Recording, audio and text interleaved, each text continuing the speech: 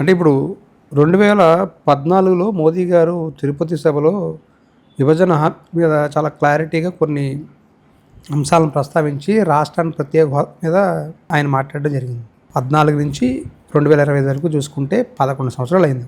విభజన హామీలకు సంబంధించిన అంశాల్లో ఇటు రాష్ట్ర ప్రభుత్వం నుంచి లేదంటే అటు కేంద్రం నుంచి ఎటువంటి కదలికలు కనిపించట్లేదు. మరోవైపున ప్రత్యేక హోదా అనే అంశం పూర్తిగా మరుగున పడిపోయింది. ఇది బీజేపీ వైఫల్యం కాదా మేడం? ఇది ఏపీ బీజేపీ నాయకులు ఎవరు ఎందుకు మాట్లాడట్లేదు? అసలు దీని మీద ఎవరు ఎందుకు పెదవి విప్పట్లేదంటే ఏం చెప్తారు? ప్రత్యేక హోదా అన్నది రాయితీలు లేని ప్రత్యేక హోదా ఉపయోగం ఏంటండి? అసలు గతంలో యూపీఏ ప్రభుత్వం డెసిషన్లోనే చాలా అవకతవకలు ఉన్నాయి, చాలా లూజెండ్స్ ఉన్నాయి. సో మనకి ఫైనల్గా అసలు ఆంధ్రప్రదేశ్ ముందుకు ఏ విధంగా వెళ్ళాలి, అసలు దానికి కావాల్సిన వనరులు ఏంటి, దానికి కావాల్సిన రిక్వైర్మెంట్స్ ఏంటి, అవి ముందు చూసుకుంటూ హోదాకి ఏదైతే ఉందో దానికి 100 ఇంతలు ఐఎమ్ టెలింగ్ యూ. ఇవన్నీ కూడా స్పెషల్ ఫైనాన్షియల్ ప్యాకేజెస్ ఎన్ని ఇచ్చాయండి? కేంద్రం ఎంత ఇచ్చింది? హోదా వల్ల నార్త్ ఈస్టర్న్ స్టేట్స్ ఎన్నో సంవత్సరాలుగా హోదా హోదా అన్న ఒక ఊబిలో ఎక్కడా కూడా అభివృద్ధి అనేది లేదే, సంక్షేమం లేదే. కాబట్టి ఏం చేయాలి? రీస్ట్రక్చర్ ఆఫ్ ద పాలసీస్లో భాగంగా దానికన్నా మనం ఈ విధంగా ఇన్సెంటివ్స్ ఇద్దాం. ఈ విధంగా ఇప్పుడు ప్రొడక్షన్ లింక్డ్ ఇన్సెంటివ్ పిఎల్ఐ, ఇప్పుడు ఫినాన్షియల్ ప్యాకేజెస్ ప్రతి దానికి ఇప్పుడు ఈ నెల మీరు మాట్లాడుకుంటే ఈ వారంలో 9,450 కోట్లు 4 నేషనల్ హైవేస్ ఎక్స్పాన్షన్కి ఇచ్చారు. అంటే ఎన్ని వేల కోట్లు కేంద్రం నుంచి శాంక్షన్ అయ్యి ఆంధ్రప్రదేశ్కి వస్తున్నాయి. ఇలా మీరు ఏ విషయం తీసుకోండి, అందులో ఇది ఇన్ని వేల కోట్లు ఇన్ని చేస్తున్నాము అని చెప్పి, అంటే దేనికదే. ఇప్పుడు ఏదో ఒక మాట అనేసి హోదా కింద ఒకే 16,000 కోట్లు మీకు ఇంతే ఇచ్చేస్తున్నాం అని చేతులు దులిపేసుకోవచ్చు. కానీ అలా కాదే, ఎప్పటికప్పుడు ఓకే పోలవరం ప్రాజెక్ట్ అది ఒక 100% సెంట్రల్ ఫైనాన్స్ చేస్తున్న ప్రాజెక్ట్, అది రాష్ట్ర ప్రభుత్వం టేకప్ చేసింది. ప్రతి స్టేజ్ బై స్టేజ్ ఎన్ని కావాలి, ఎంత కావాలి, మళ్ళీ దానిలో ఏమేమి అడిషనల్ కాస్ట్ అయ్యాయి. అది స్టార్ట్ అయినప్పుడు 9,000 చిల్లర కోట్ల నుంచి ఈరోజు 55,000 కోట్ల వరకు దాని అంచనా ఉంది. కానీ నెక్స్ట్ డే ప్రొడక్షన్ కాస్ట్ ఏ విధంగా పెరుగుతున్నాయి.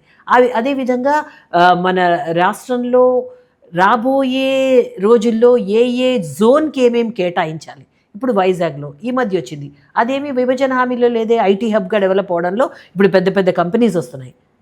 అంటే హామీలో ఉన్నదే చేశామా, లేనిది ఎన్ని చేశాము అన్నది మనం ఆలోచించుకొని చూస్తే ఇదే బాగుంది అని అనిపించట్లేదా మీకు? అంటే ఇప్పుడు రైల్వే జోన్ గురించే ఉదాహరణకు చెప్పుకుందాం మేడం. అటు ఒరిస్సా రాష్ట్రంలో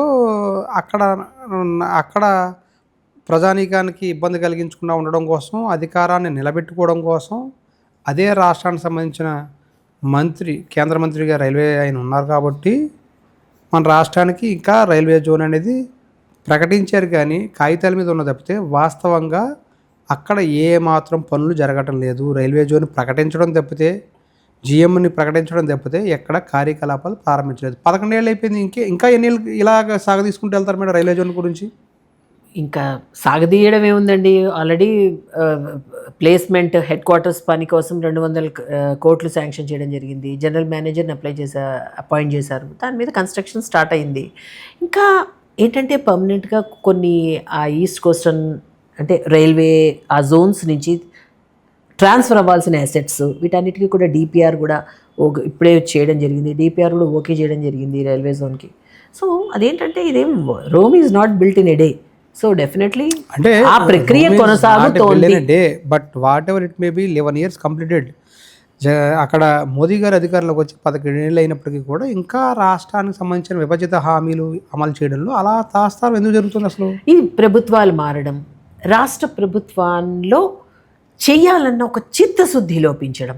ఎందుకంటే గతంలో 2019 నుంచి ఒక రకంగా చెప్పాలంటే 2018 నుంచి కూడా మనకి ఏమి కూడా పెద్ద ముందుకు వెళ్ళినట్టుగా మనకు అనిపించలేదు ఎక్కడ రైల్వే జోన్ కానీ మిగతా విషయాలు. సో 2024 వరకు కూడా ఏదో కేటాయించామా భూమి అన్నారు, మళ్ళీ అది వయబుల్ కాదు రైల్వే జోన్కి అని చెప్పి మళ్ళీ అది మార్చమన్నారు, మళ్ళీ మార్పులు చేర్పులు, మళ్ళీ దాని మీద వాళ్ళు కార్యకలాపాలు స్టార్ట్ చేయడానికి ఆల్రెడీ ఇక్కడ ఒక డివిజన్ అయితే ఉంది కదా మేడం. ఆ డివిజన్లో కార్యకలాపాలు అయితే స్టార్ట్ చేయొచ్చు. ప్రత్యేకంగా బిల్డింగ్ కట్టి అక్కడే కార్యకలాపాల మీద స్టార్ట్ చేయాల్సిన అవసరం అయితే లేదు. గతంలో మనం చూసుకుంటే ఒకవేళ విశాఖ స్టీల్ ప్లాంట్ చూసుకుంటే కనుక స్టీల్ ప్లాంట్ కట్టక ముందు కార్యకలాపాలు సిటీ నుంచి స్టార్ట్ అయ్యాయి. గెస్ట్ హౌస్ నుంచి ఇక్కడి నుంచి స్టార్ట్ చేశారు. అప్పుడు 70-80 అప్పుడు మరి అలా ఇక్కడ స్టార్ట్ చేయాలనుకుని చిత్తశుద్ధి ఉన్నప్పుడు స్టార్ట్ చేసి ఉండాల్సింది కదా.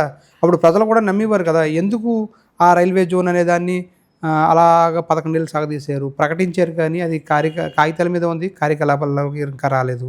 జీఎంను ప్రకటించారు, జీఎంను నియమించామన్నారు, ఇప్పటికీ ఇంకా కార్యకలాపాలు స్టార్ట్ అవ్వలేదు. ఇలా ఎంతకాలం తీసుకెళ్తారు మరి? ప్రాసెస్ స్టార్ట్ అయ్యింది, జరుగుతోంది అని మాకు తెలిసిన ఇన్ఫర్మేషన్ ప్రకారం. అదేమీ అక్కడే ఉండిపోలేదు. దానికి మీరే చూసారు 350 కోట్లు కూడా శాంక్షన్ అవ్వడం, హెడ్ క్వార్టర్స్కి ఈ అమౌంట్, జనరల్ మేనేజర్ నియామకం, డిపిఆర్ శాంక్షన్ అవ్వడం, మరి అసెట్స్ ట్రాన్స్ఫర్ అండ్ స్టాఫ్ కూడా ట్రాన్స్ఫర్ అవ్వాలి. దగ్గరలోనే ఒరిస్సా అవి కూడా 2 జోన్స్ ఈ సౌత్ కోస్ట్లోకి రావాలి కాబట్టి అందులో కూడా అది మొదలైంది ప్రక్రియ, అది జరుగుతుంది. అది ఎప్పటి వరకు అవుతుంది, ఎంతవరకు అవుతుంది అన్నది we have to just wait and see అంతే. డెఫినెట్లీ. ఇంకొకటి మేడం, ఇప్పుడు మనం చూస్తే కనుక కూటమి పాలన, ఏడాది పాలన గురించి ఏం చెప్తారు మేడం? ఒకవైపున చంద్రబాబు నాయుడు గారేమో సూపర్ 6 సూపర్ హిట్ అని చెప్తున్నారు, వైఎస్ఆర్సీపీ ఏమో సూపర్ 6 సూపర్ ఫెయిల్ అని చెప్తుంది. కూటమి పాలన గురించి మీరేం చెప్తారు అసలు? ఒక్కొక్కటి చేస్తున్నాం. అంటే సూపర్ 6 అన్నది 5 సంవత్సరాలలో మాకు సమయం ఉంది కదా. అంటే ఇలా వచ్చిన వెంటనే సంతకం పెట్టిన వెంటనే సూపర్ 6ని ఇమీడియట్గా మేము శాంక్షన్ చేసేస్తే తర్వాత దానిపైన మరొక విమర్శ చేయడానికి వెయిట్ చేస్తుంది తప్ప, అపోజిషన్ మీరు చేసింది బాగుంది.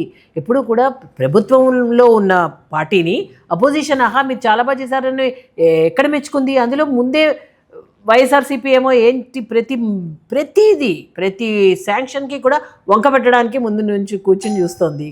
కాబట్టి మనం ఏం చేస్తున్నామంటే ఇప్పుడే సూపర్ 6లో చాలా వరకు వాళ్ళు హామీలు నెరవేర్చారు. ఇప్పుడు ఫ్రీ బస్ ఏంటి, ఇవన్నీ 1 by 1 వస్తాయి. ఇప్పుడు అన్నదాత సుఖీభావ ఉంది మేడం. మొదటి ఏడాది నుంచే మేము 20,000 చొప్పున ఇస్తామన్నారు. ఇప్పుడు రెండో ఏడాది అప్పుడే అధికారంలోకి వచ్చి ఇప్పటివరకు ఇచ్చిన చూస్తే 10,000 ఇచ్చినట్టుగా కనిపిస్తుంది. ఇంకా 30,000 ఇవ్వాలనేది వైఎస్ఆర్సీపీ చేస్తున్న విమర్శ.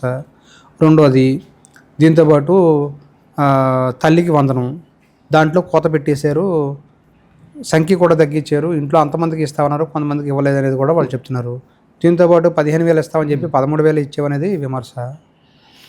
అదే 14కి 15కి 13, 20కి 10. మరి ఆర్థిక పరిస్థితి అటువంటి పరిస్థితిలో పెట్టి వెళ్ళారు వైసీపీ పార్టీ. ఆ రాష్ట్ర పరిస్థితి ఏ విధంగా ఉంది? ఇప్పుడిప్పుడే గాడిన పడుతోంది.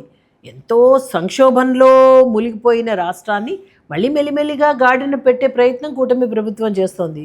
సో ఏదైతే ఇచ్చామో హామీ అది ఖచ్చితంగా నెరవేర్చే తీరుతుంది. మళ్ళీ నెరవేర్చిన తర్వాతే ఎన్నికలకు వెళ్ళడం జరుగుతుంది.